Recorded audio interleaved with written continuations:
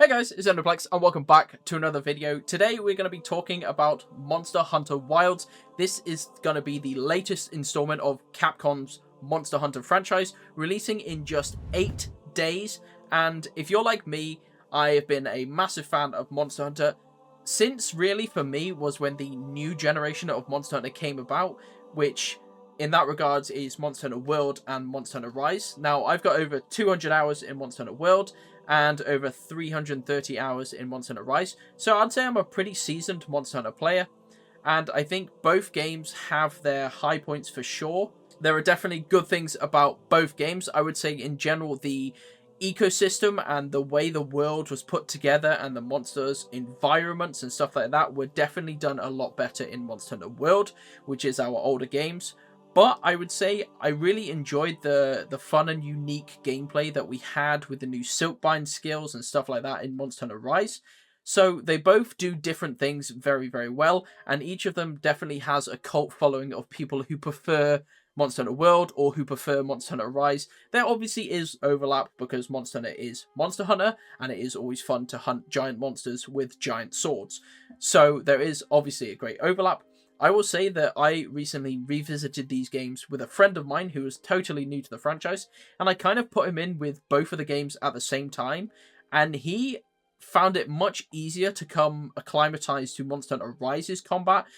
I would say purely because you're allowed to move a lot quicker in Monster Hunter Rise, which means it's a lot easier to dodge enemies' attacks, and your attacks generally can be delivered a lot quicker, meaning there's less punish windows and stuff like that. So I think Monster Hunter Rise's combat is in generally a bit fairer, not necessarily fairer, but it's a bit easier for the new player to come into. But again, he really enjoyed the ecosystem and the environment that was presented in World, and it was a really fascinating place to explore Monster Hunter World. So many different things to find, whereas that was obviously toned down a little bit for Monster Hunter Rise, which makes sense because Monster Hunter Rise was their not mainline game. It is still a main game, but they have every other Monster Hunter game is a mainline Monster Hunter game. So you'll be pleased to know that Monster Hunter Wilds is going to be our next mainline title. And if you're a firm enjoyer of Monster Hunter World, you will definitely be enjoying Wilds, because Wilds seems to be following a much more similar trend to Monster Hunter World than it did Rise. That's no surprise really. Why Rise was definitely a kind of creative experiment by Capcom, and I think worked fantastically in some ways, and they are bringing some elements of Rise to Monster Hunter Wilds, as you'll be excited to see, and I'll be talking about those later on in this video. So, Monster Hunter Wilds, what are we going to talk about here? Well, first things first is Monster Hunter Wilds has got as close as you kind of can possibly get to a fully immersive open world environment. Now, it is not technically fully open world.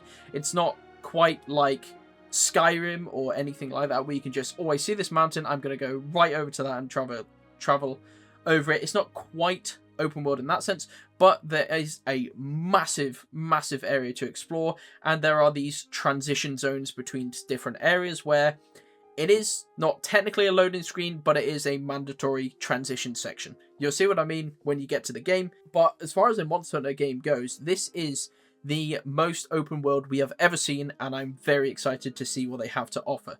Now, in the beta test, we got to see the Windward Plains, which was our very first area in Monster Hunter Wilds, and it was huge. I mean, it's such a massive area to explore, loads of different and interesting environments within this one area, and I just can't wait to see what some of the environments that we're likely going to see in Monster Hunter Wilds. I mean, we're bound to see so many different biomes with so many different monsters and creatures interacting with each other. If it's anything to go on by Worlds, it's going to be absolutely fantastic. But we have only had, like I say, our sneaky little peek at the Windward Plains, but I think this game is going to be absolutely massive. Now, to go along with our massive open world area, we have a new creature by our side called the Seikret. And the Seikret, I'll just say, I think it looks so similar to the Boga, which is that lizard creature that Obi-Wan rides in Star Wars Revenge of the Sith. I'll throw up a picture on screen now because I haven't heard anyone else talk about this, but I think it just looks so similar to this, I can't help but mention it. Regardless, I'll continue. The Seikret we have seen in one of the upcoming gameplay trailers that there are going to be different colored secrets. Now, I sort of speculated on this in an earlier video, but it is now confirmed that yes, we are indeed getting different colored secrets, which is definitely going to be cool. I don't know whether these are going to be paid cosmetics for your secrets, or whether they are going to be earned throughout story progression or through finding secrets. We don't know that yet, but we are definitely going to find out very soon. In 8 days time we'll find out, so that's very exciting. It's good to be able to distinguish your secret from your teammate's secret, and hopefully not jump on and steal the ride midway through the game. Not that you can do that anyway, but there we go. Another feature with the secret is it is going to allow you to have 2 weapons on board. Yes, we are going to be able to have 2 weapons brought with you on a hunt, which is just crazy to think about. It's never been done before in Monster Hunter, and it's crazy to think that it's never been done before because it's such an obvious step. Most people sort of tend to stick between 1 or 2 weapons, mostly maining 1 because you can only take 1 on a hunt, but now we're going to have the option for 2, so that's definitely going to bring out some absolutely insane speedrun kills of various different monsters and stuff like that. I'm very excited to see. So that again is going to be super interesting. Now, we are going to have a slightly different formula when it comes to hunting monsters in Monster Hunter Wilds. Now, in the previous titles, you have always chosen a quest, gone out to hunt specific monster in the quest. Let's say I select Anjanath. I'm going to go out and hunt an Anjanath. There'll be a single Anjanath on the map that as soon as I kill or capture it, that's my quest completed. Now in Wilds, it's going to work in a slightly different way. Yes, you can still pick which monster to hunt, but it's not always just going to be one monster. We've got monsters that we've seen in the trailers so far, like Doshiguma and Balahara, that travel around in packs, which is such an interesting and unique thing, really making this world feel more alive than it ever has before. So you're going to have to split up these monsters by firing dung pods at them and to split them all off from each other so you can get a fair one-on-one fight rather than getting ganked by monsters. But I don't know about you guys, if you've ever played World and Rise, Basil Goose does a hell of a lot of ganking, so I can't think it's going to feel too different. But it is definitely going to be an exciting new gameplay mechanic, having to split up monsters by dung pods or using different terrain to corral them into different areas. I think it's a really exciting new change, and hopefully it will prove not too annoying. I can see how sometimes you might just want to go out and hunt this one monster, but then it's surrounded by a bunch of other monsters and you got to split them up and it adds extra steps. But hopefully it won't be too difficult to be able to split these monsters apart. From the beta test, we did see that it didn't seem too bad. One dung pod tended to scatter all the monsters, so it hopefully will become just a pretty standard progression to fighting monsters in this game. Now, speaking of some of the monsters, we have obviously returning monsters. We are definitely going to see some returning fan favorites like Rathian. However, we have got a plethora of new monsters. We obviously haven't seen all of them so far, but some of the new monsters to note, we have Ajarakan. Now, don't get me wrong, I'm probably going to be butchering these names, but we have Ajarakan, we have Arkveld, which we saw in the most recent beta test, who kicked my ass earlier on. We got Balahara, Shadakabra, and Doshiguma. All very unique and different looking monsters, and these are all just found in our starting area, so it's definitely exciting to see what other areas we're going to get and what other monsters are going to inhabit these different ecosystems. So in Monster Hunter Wilds, unfortunately, there was a lot of speculation, but no, there is not going to be any new weapons, which I don't necessarily think is too bad a thing, because we also now have the option, like I said before, to carry 2 different weapons.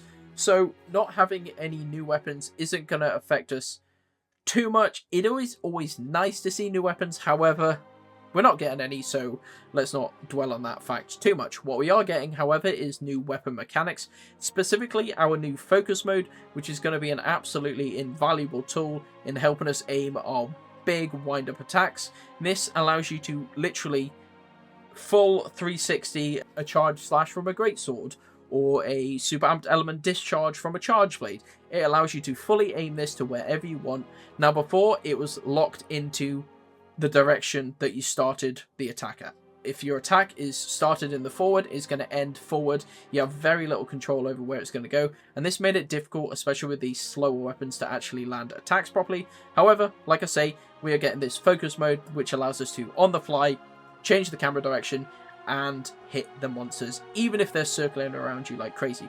This is going to be a fantastic feature for some of our new players coming to the game who have difficulty reading the monsters' attacks very well and knowing where they're going to be. I mean, Christ, I've played 500 hours in Monster Hunter and I still find it difficult to actually hit the bloody monsters half the time.